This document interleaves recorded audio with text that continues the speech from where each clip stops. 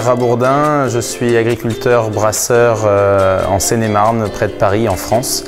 Nous avons installé notre nouvelle brasserie au silo de Courpalais, dans un site atypique, un ancien silo à grains qui a été réaménagé en brasserie. Pour le matériel de brasserie, nous avons fait appel à l'entreprise PSS en Slovaquie. Donc nous avons fait toute l'installation de la nouvelle unité avec cette compagnie. Le choix du matériel s'est porté sur une Microtech 35 hectolitres pour des raisons d'évolution dans le futur. Donc nous avons une installation à 5 vaisseaux, une cuve d'empâtage, une cuve filtration, une cuve d'ébullition, un whirlpool, et nous avons même rajouté une cuve tampon qui nous permet de brasser toutes les 2h30 des nouveaux brassins.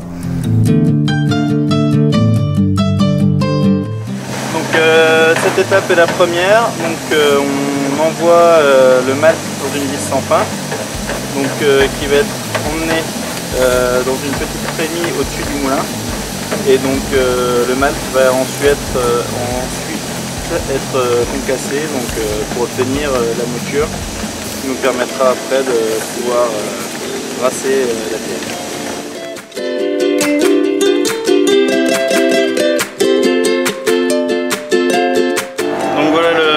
Du concassage, donc le malt a été broyé en petits morceaux pour pouvoir extraire par la suite plus facilement les sucres de l'amidon.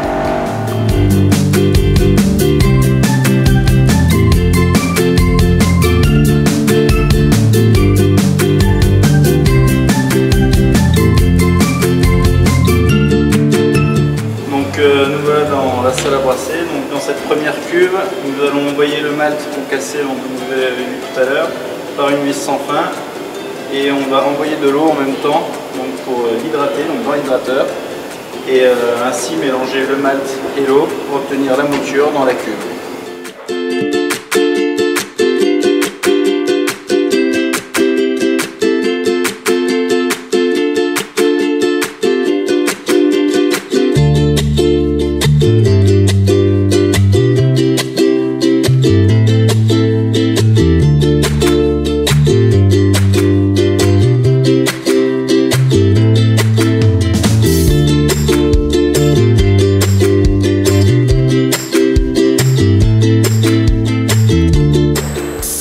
Ici, nous sommes pendant le brassage. Donc, cette étape va permettre d'extraire les sucres présents dans le malt. Pour ce faire, on va chauffer la mèche à différentes températures pendant certains temps, afin de pouvoir extraire ces sucres qui seront par la suite fermentés par les levures, comme on vous montrera après.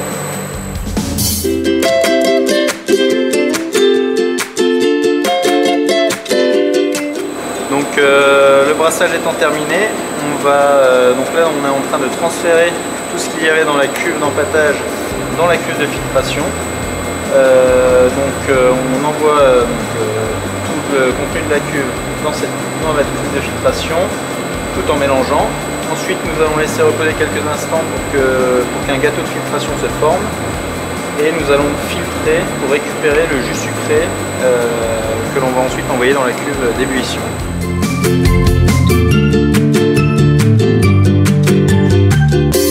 Donc la filtration étant terminée, donc on a récupéré tout le jus, tout le mou dans la cuve d'ébullition. On est en train de faire chauffer la cuve d'ébullition. Et donc pendant ce temps-là, on va dédrescher, c'est-à-dire qu'on va vider la cuve filtre de ces drèches, et qui vont partir ensuite dans un méthaniseur, pour pouvoir faire du gaz par la fermentation de ces drèches.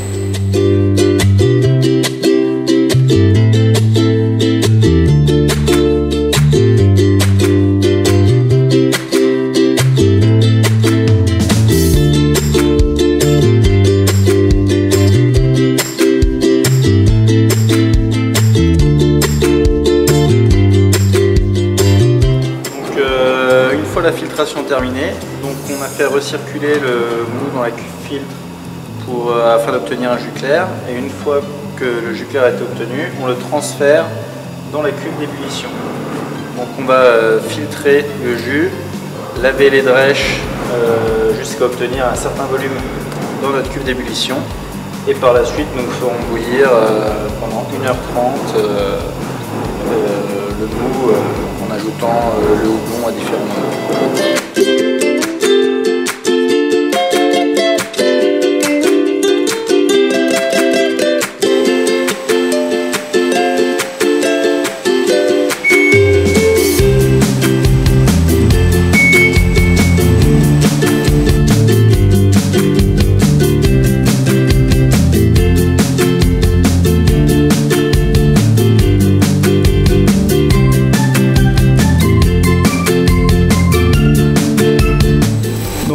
Nous voici à l'étape de l'ébullition.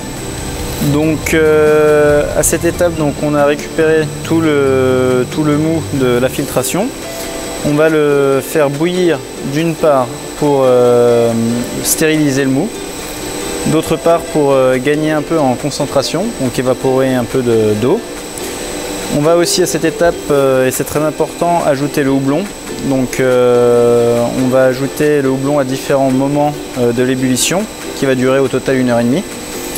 Le houblon va apporter l'amertume d'une part, ainsi que les arômes à la bière.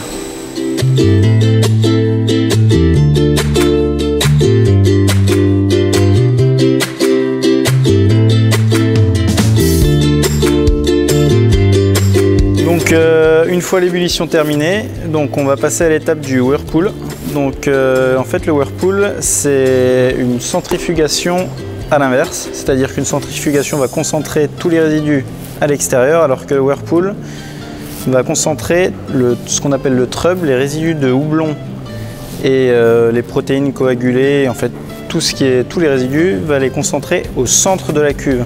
Donc pour ce faire, on envoie très fort le mou dans la cuve contre les parois, donc ça va faire un tourbillonnement dans la cuve et donc tous les résidus vont se concentrer au centre et au fond de la cuve et on pourra récupérer par la suite du jus clair.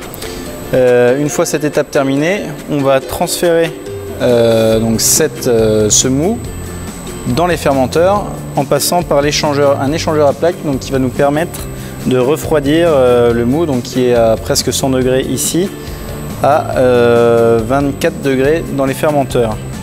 Donc pour sortir de ce whirlpool, on a deux sorties. On a un tuyau qui est assez haut dans la cuve et donc on commence à soutirer le mou par ici et ensuite une sortie plus bas pour donc sortir la fin du mou jusque dans les fermenteurs. Donc le mou arrive par ces tuyaux ici, donc dans l'échangeur à plaques qui est là. Donc en fait l'échangeur à plaques, on va envoyer de l'eau à 12 degrés d'un côté, la bière à presque 100 degrés de l'autre, pour refroidir à 24 degrés. Donc il va se faire un échange de chaleur et donc la bière ressort à 24 degrés et de l'autre côté on a de l'eau chaude qui était à 12 degrés avant, on la récupère chaude et on la récupère dans notre bâche à eau, donc ce qui permet de faire des économies d'énergie. Donc la bière est envoyée dans les fermenteurs, donc à 24 degrés. Donc on va ajouter les levures pour la fermentation et pour contrôler la température de ces fermenteurs, donc comme là on voit par exemple pour maintenir la température à 24 degrés, on a dans les fermenteurs une double enveloppe, donc avec l'enveloppe principale avec la bière à l'intérieur et l'enveloppe externe de l'eau glycolée, donc c'est de l'eau que l'on peut emmener à -4 à -5 degrés pour pouvoir gérer la fermentation et vu que la fermentation dégage de la chaleur, on va pouvoir avec cette eau refroidir les parois du tank et ainsi maintenir la température que l'on veut. La fermentation dure environ une semaine Et ensuite, on peut descendre cette bière à 0 degré, donc grâce à cette double enveloppe et cette eau glycolée pour la garde froide qui durera environ 3 semaines. Donc voilà l'étape du transfert donc de la bière. Donc ici on voit la bière qui arrive dans le tank donc, par le pied de cuve. Donc on remplit la bière doucement donc à 24 degrés, donc qui est refroidie par l'échangeur. Une fois la bière transférée, donc, on y ajoute des levures qui ont fermenté le sucre dans le mou pour donner de l'alcool, du CO2, donc du CO2 qu'on laisse échapper, ainsi que des esters, des alcools secondaires, tout plein de composés aromatiques. La fermentation dure en général une semaine. Et après cette semaine de fermentation, on va descendre la bière à 0 degré. Donc pour ce faire, on utilise le circuit de glycol comme expliqué tout à l'heure. Et on va maintenir la bière à 0 degré pendant 3 semaines.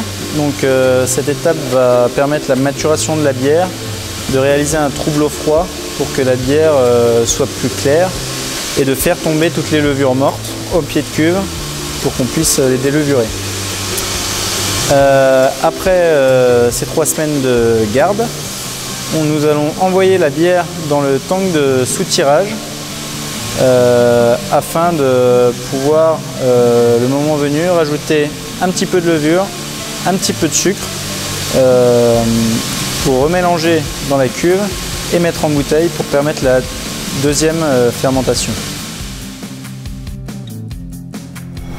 Donc nous ouvrons tout particulièrement les portes de la brasserie aux nouveaux clients de chez PSS qui souhaiteraient comprendre notre installation de brasserie et appréhender le matériel de chez PSS.